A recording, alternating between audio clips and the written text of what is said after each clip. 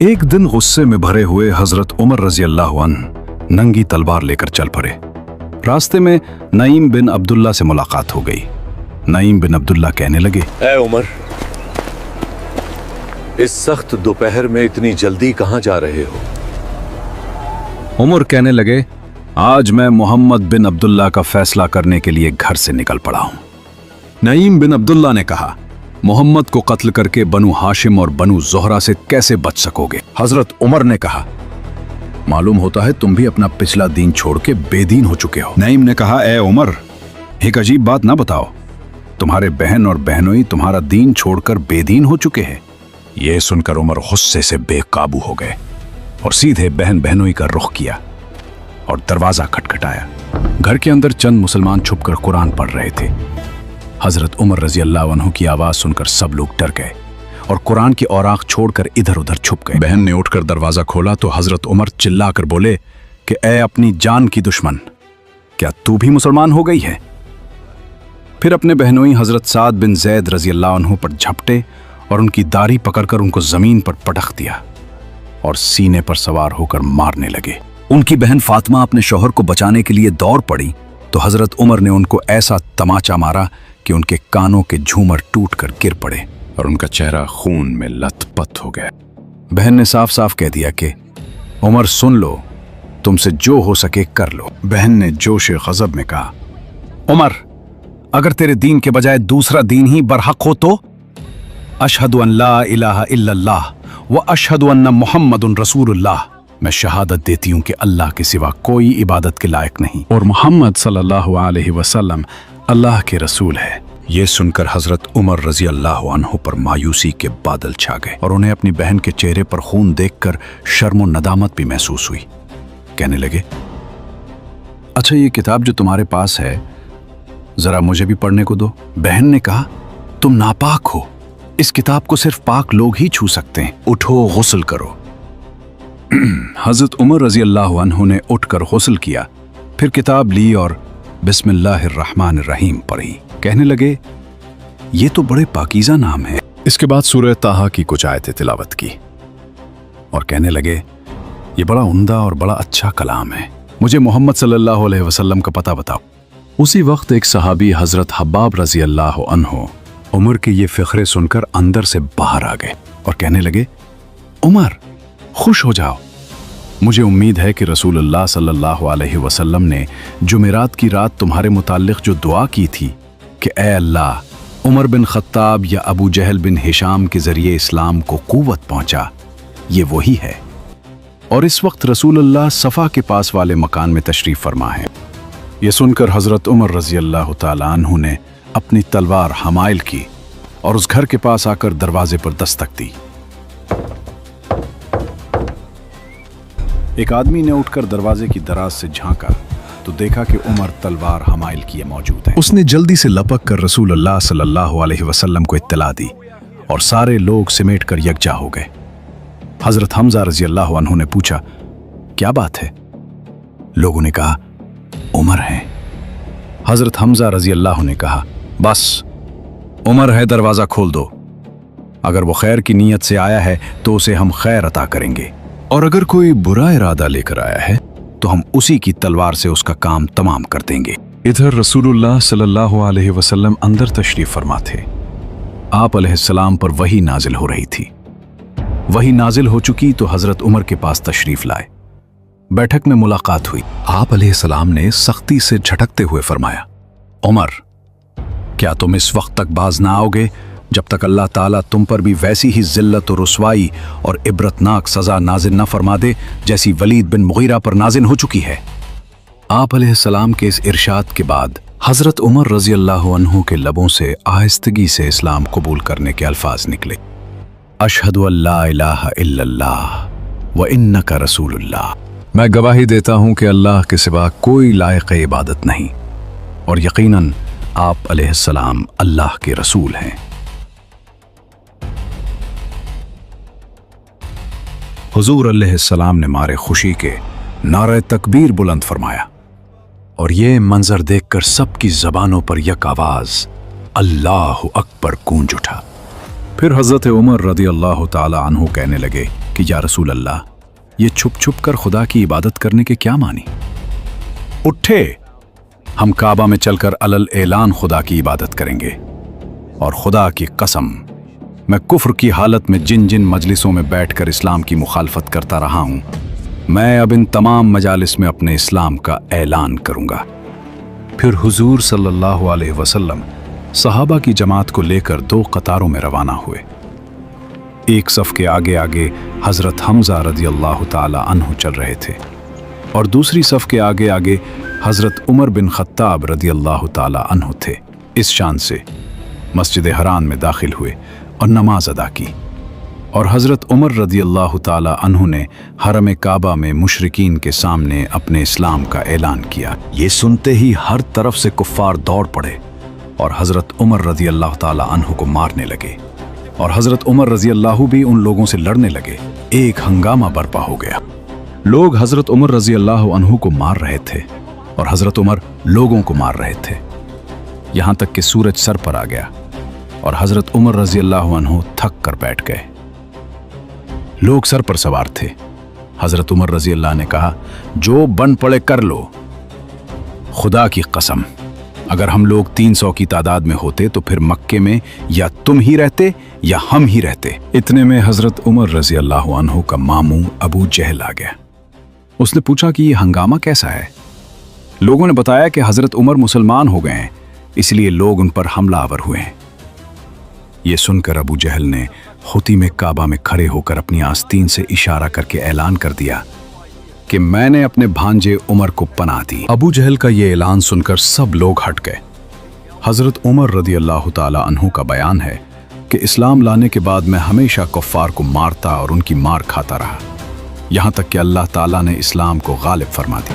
حضرت عمر کا بیان ہے کہ جب میں مسلمان ہوا تو میں نے سوچا کہ مکے کا کون شخص رسول اللہ کا سب سے بڑا اور سخت ترین دشمن ہے۔ پھر میں نے جی میں کہا، یہ ابو جہل ہے۔ اس کے بعد میں نے اس کے گھر جا کر اس کا دروازہ کھٹکھٹایا۔ وہ باہر آیا اور دیکھ کر بولا، خوش آمدید، خوش آمدید، کیسے آنا ہوا؟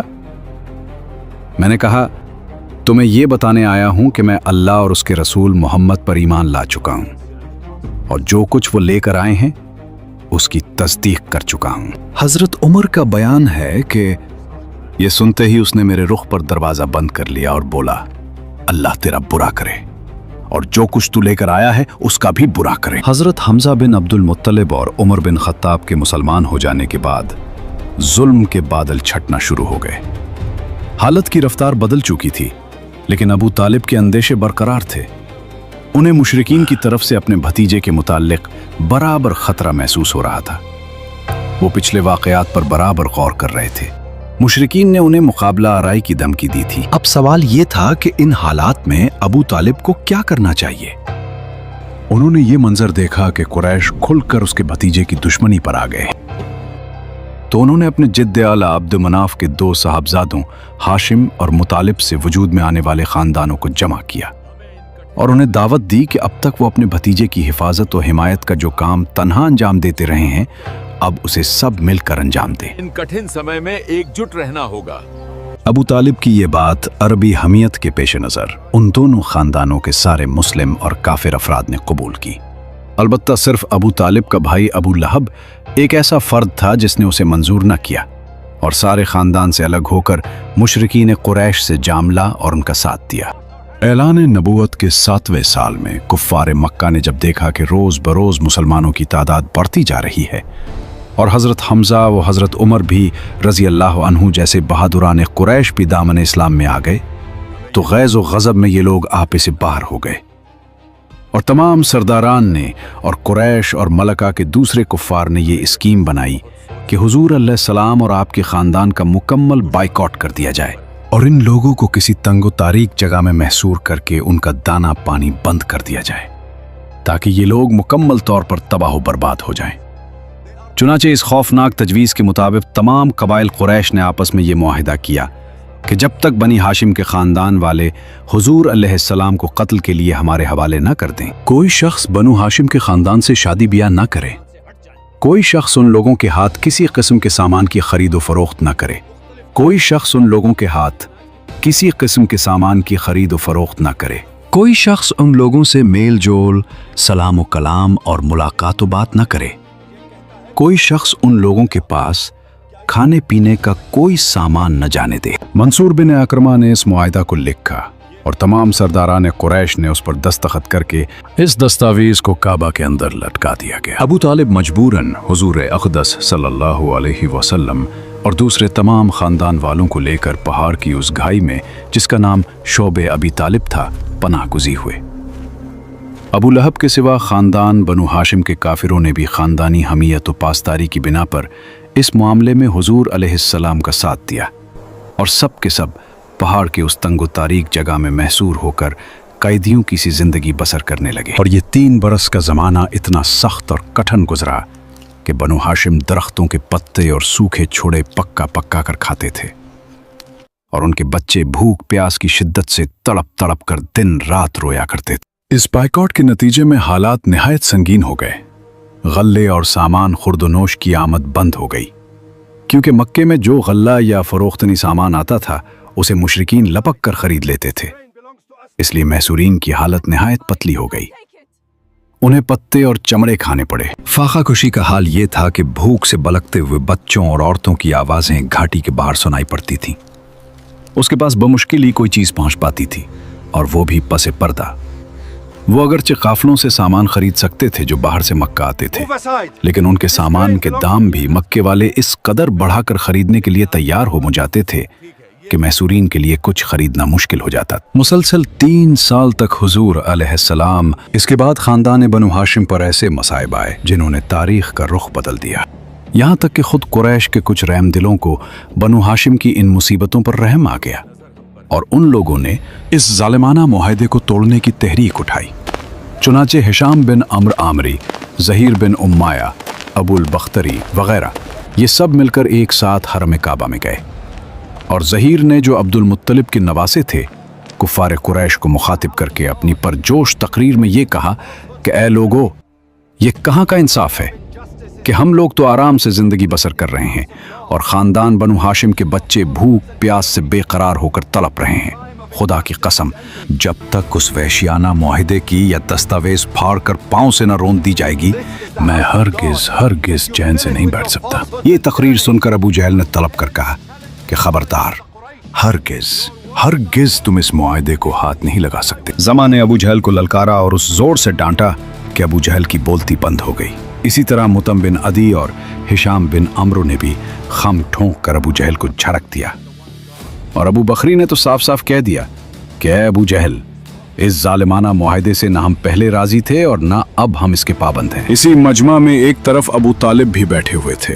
उन्होंने कहा कि ऐ लोगो, मेरे भतीजे मोहम्मद कहते हैं कि इस मुआहिदे की दस्तावेज को कीड़ों ने खा डाला है और सिर्फ जहां जहां खुदा का नाम लिखा हुआ था उसको कीड़ों ने छोड़ दिया है। लिहाजा मेरी राय यह है कि तुम लोग इस दस्तावेज को निकाल कर देखो। अगर वाकई इसको कीड़ों ने खा लिया है, जब तो उसको चाक करके फेंक दो, और अगर मेरे भतीजे का कहना गलत साबित हुआ तो मैं मोहम्मद सल्लल्लाहु अलैहि वसल्लम को तुम्हारे हवाले कर दूंगा। ये सुनकर मुतम बिन अदी काबा के अंदर गया और दस्तावेज को उतार लाया और सब लोगों ने उसको देखा तो वाकई अल्लाह ताला के नाम के सिवा पूरी दस्तावेज को कीड़ों ने खा लिया था। मुतम बिन अदी ने सबके सामने उस दस्तावेज को फाड़ कर फेंक दिया और फिर कुरैश के चंद बहादुर, बावजूद ये कि ये सब के सब उस वक्त कुफ्र की हालत में थे, हथियार लेकर घाटी में पहुंचे और खानदान बनी हाशिम के एक एक आदमी को वहां से निकाल कर लाए और इनको उनके मकानों में आबाद कर दिया। मंसूर बिन इकरमा, जिसने उस दस्तावेज को लिखा था, उस पर यह कहरे इलाही टूट पड़ा कि उसका हाथ शल होकर सूख गया। चुनाचे मुशरिकीन ने इस निशानी से भी रुख फेर लिया और अपने कुफ्र की राह में चंद कदम और आगे बढ़ गए। रसूलुल्लाह सल्लल्लाहु अलैहि वसल्लम ने शोबे अबी तालिब से निकलने के बाद फिर हसब मामूल दावत व तबलीग का काम शुरू कर दिया और अब मुशरिकीन ने अगरचे बाइकॉट ख़त्म कर दिया था, लेकिन वो भी हसब मामूल मुसलमानों पर दबाव डालने और अल्लाह की राह से रोकने का सिलसिला जारी रखे हुए थे। चंद ही रोज के बाद अबू तालिब बीमार हो गए और कुरैश को मालूम हुआ कि उनकी हालत गैर होती जा रही है, तो उन्होंने आपस में कहा कि देखो, हमजा और उमर अब मुसलमान हो चुके हैं और मोहम्मद का दीन कुरैश के हर कबीले में फैल चुका है, इसलिए चलो अबू तालिब के पास चलें कि वो अपने भतीजे को किसी बात का पाबंद करें और हमसे भी उनके मुतालिक अहद ले लें, क्योंकि वल्लाह हमें अंदेशा है लोग उसकी वफात के बाद हमारे काबू में ना रहेंगे। तो कुरैश के 25 सरदारों का एक वफ्द, जिसमें अबू जहल, अबू सुफियान, उमैया बिन खलफ और उतबा बिन रबिया जैसे बाअसर लोग शामिल थे, अबू तालिब के पास पहुंचा। उन्होंने अबू तालिब से अर्ज किया, आप हमारे बुजुर्ग और सरदार हैं, आपकी हालत देखकर हमें फिक्र है कि आपके बाद आपके भतीजे और हमारे दरमियान मामला बिगड़ ना जाए।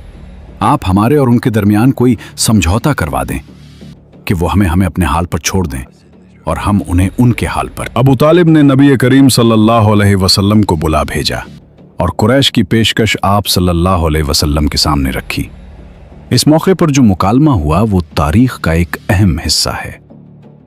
नबी करीम सल्लल्लाहु अलैहि वसल्लम ने फरमाया, ऐ चचा, मैं उनके सामने एक ऐसा कलमा रखता हूं जिसे अगर ये मान लें तो पूरा अरब उनका ताबे हो जाएगा। अबू जहल जोश में आकर बोला, ऐसा एक कलमा किया, हम 10 कलमे कहने को तैयार हैं, बताओ वो क्या है।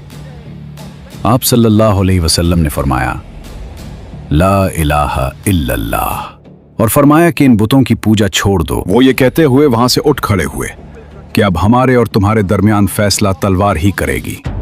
फिर आपस में एक दूसरे से बोले, खुदा की कसम, ये शख्स तुम्हारी कोई बात मानने को तैयार नहीं, लिहाजा चलो और अपने आबा व अजदाद के दीन पर डट जाओ। लेकिन वक्त तेजी से बदल रहा था। वो साया जो 42 साल से मोहम्मद सल्लल्लाहु अलैहि वसल्लम के सर पर कायम था, अब रुखसत होने को था। एक तरफ बीमारी की शिद्दत थी और दूसरी तरफ मक्का के उफुक पर उदासी के बादल मुंडला रहे थे। अबू तालिब बिस्तरे मर्ग पर थे। नबी करीम सल्लल्लाहु अलैहि वसल्लम उनके सिरहाने तशरीफ लाए। आप सल्लल्लाहु अलैहि वसल्लम की तलब थी कि काश चचा एक बार कलमा पढ़ लें। आज के इस एपिसोड को हम यहीं पर इख्तिताम करते हैं, मगर सीरत अभी खत्म नहीं हुई। अगली किस्त में देखिए वो लम्हा जब रसूल खुदा सल्लल्लाहु अलैहि वसल्लम के सबसे मजबूत साए हजरत अबू तालिब रजी अल्लाह अन्हु इस दुनिया से रुखसत हो जाते। और फिर इसी के बाद एक और सदमा, हजरत खदीजा रजी अल्लाह अन्हा की जुदाई। वो हस्ती जिन्होंने हर दुख में साथ दिया, जब एक के बाद एक साए उठ गए और नबी करीम सल्लल्लाहु अलैहि वसल्लम पर गम के बादल छा गए। ये सब जानने के लिए अगला एपिसोड जरूर देखिए। कमेंट में एपिसोड नंबर 8 जरूर लिखें और बाकी 6 एपिसोड्स चैनल पर मौजूद है।